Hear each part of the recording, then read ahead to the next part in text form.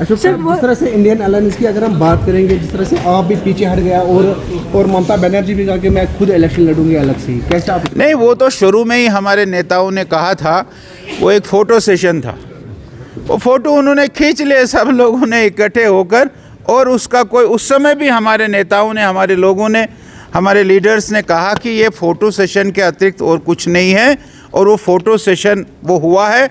आप आगे देखेंगे कि इस गठबंधन का क्या हाल होगा।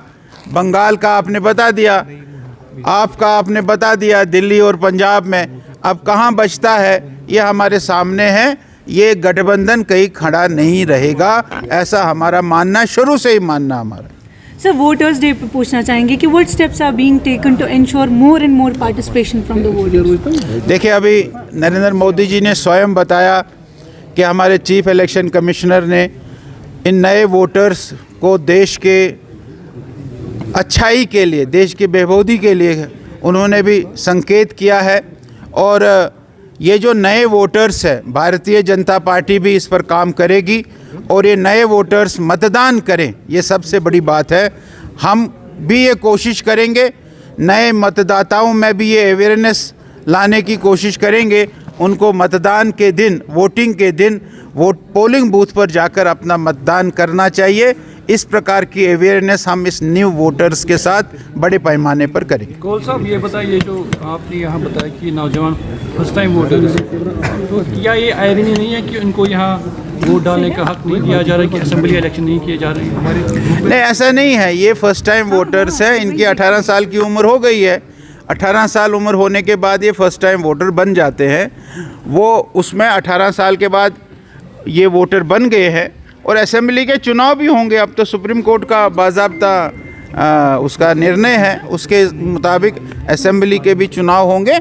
असेंबली के चुनाव में भी ये फर्स्ट टाइम वोटर्स ये अपना मतदान करेंगे। कांग्रेस की तरफ से आप पर ब्लेम किया जा रहा है कि यू आर मेकिंग प्रोमिसेस, उसमें राहुल गांधी को मंदिर न जाने की इजाज़त, उसको वहाँ ही रोकना और कुछ हाथापाई भी करना, इस पर क्या कहेंगे?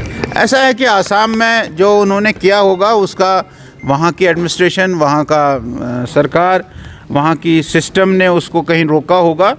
ऐसा नहीं है कि उसको कोई ज़बरदस्ती या उसको कोई जानबूझकर रोका होगा। वहाँ की हालात, वहाँ की सिचुएशन, उसको ध्यान में रखते हुए कुछ स्टेप्स लिए जाते हैं, वो स्टेप्स लिए हुए होंगे। उसमें कोई ऐसी बात नहीं है कि हम किसी के ख़िलाफ़ है या हम किसी को विरोध करेंगे या उसको उसकी जो इच्छा है उसको पूरा नहीं होने देंगे। साहब, एक मुहिम चली है कि वोट डालेंगे, पीएम लाएंगे, मोदी को चुनते हैं। क्या ये मुहिम जम्मू कश्मीर पे भी आप चलाएंगे? तो बिल्कुल चलाएंगे। आपने देखा ना अभी कि मोदी की गारंटी के उन्होंने भी उसमें बता दिया, और आजकल हम लोग भी उस चीज़ को चला रहे हैं कि मोदी की गारंटी महिलाओं में, मोदी की गारंटी युवाओं में, मोदी की गारंटी एससी में, मोदी की गारंटी एसटी में, मोदी की गारंटी ओबीसी में, मोदी की गारंटी स्टार्टअप में। ये सब बातें हमने शुरू की है, और हम इस नए वोटर को भी इस पर रहेंगे, क्योंकि उन्होंने स्वयं जब प्रधानमंत्री बोले, उन्होंने वो नए वोटर्स के सामने नतमस्तक हो गए, उन्होंने उनको सैल्यूट किया है। ये बहुत बड़ी बात है। इसलिए हम लोग भी जम्मू कश्मीर में नए वोटर्स को, मोदी को वोट करें। मोदी हमारे लिए, उनके लिए भी एक आइडियल है, इसके लिए वोट करें, ऐसा हम लोग मानते हैं।